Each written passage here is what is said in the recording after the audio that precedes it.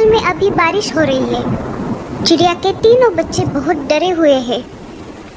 उनकी माँ खाने की तलाश में घर से बाहर गई है। बच्चों ने पहली बार बारिश देखी है। उन्हें पता नहीं कि बारिश के समय पर क्या करना चाहिए। भैया अंदर आ जाओ, बाहर खतरा हो सकता है। माँ ने कहा है कि मेरे आने तक घोंसले से बाहर नहीं जाना। अरे मैं बाहर झांक कर देख रहा था कि ये आवाज कहाँ से आ रही है। मैंने देखा कि आसमान से बहुत सारा पानी नीचे गिर रहा है। कुछ भी हो भैया, लेकिन तुम माँ के आने तक बाहर मत जाना। टीलू बाकी भाइयों से सबसे बड़ा और समझदार था। उस पर अपने छोटे भाइयों की देखरेख करने की जिम्मेदारी थी। अपनी माँ का इंतजार करने के सिवाय बच्चे कुछ और कर भी नहीं सकते थे। इधर लाडो चिड़िया बारिश से बचने के लिए पेड़ की डाली पर रुकी हुई थी। उसे भी अपने बच्चों की चिंता हो रही थी। मेरे बच्चे ठीक तो होंगे ना? बारिश शुरू होकर भी बहुत समय हो गया है।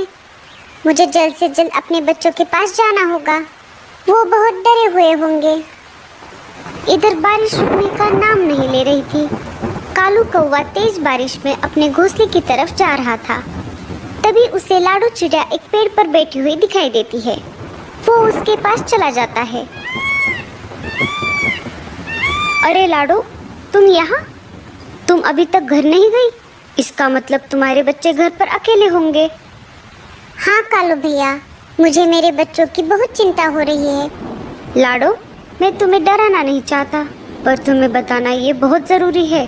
सुना है एक खतरनाक चीलों का झुंड हमारे जंगल में घुस आया है। हाँ कालू भैया, मुझे ये बात पता है।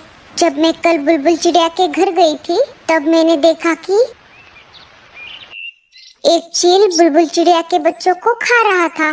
बुलबुल घर पर नहीं थी, फिर भी एक बच्चा जीवित था। मैंने उसे बचाने की ठान ली। तब मैं उस चील के पास चली गई। अरे ओ चील, छोड़ दे उस बच्चे को, नहीं तो तेरा बहुत बुरा हाल होगा। चील को गुस्सा आ गया और वो मुझसे कहने लगा, अरे ओ चिड़िया, तुम्हारा दिमाग तो ठीक है ना? भाग यहाँ से। अगर मेरा पेट भरा हुआ नहीं होता तो मैं तुम दोनों को भी खा जाता।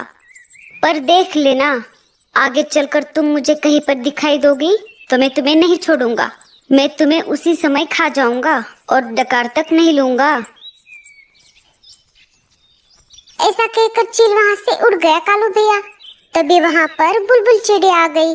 उसने देखा तो वो बहुत दुखी हो गई, क्योंकि चील उसके 2 बच्चों को खा चुका था। अरे ये क्या हो गया?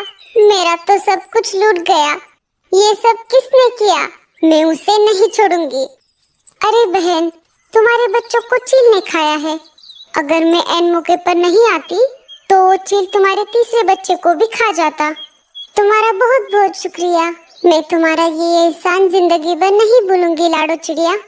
पर मैं अब उस चील को नहीं छोड़ूंगी। मैं उसे जान से मार दूंगी। वो मेरे आखिरी बच्चे को कभी भी खाने आ सकता है। अरे बहन, जल्दबाजी में गलत कदम मत उठाना। वो सिर्फ तुम्हारे बच्चों का ही नहीं, जंगल के बाकी पंछियों का भी शिकार कर रहा है। उसे हमें झांसे में फंसाना होगा और फिर हम उसको उसके किए की सजा देंगे। बिना सोच विचार किए जल्दबाजी में फैसला लेना गलत बात है।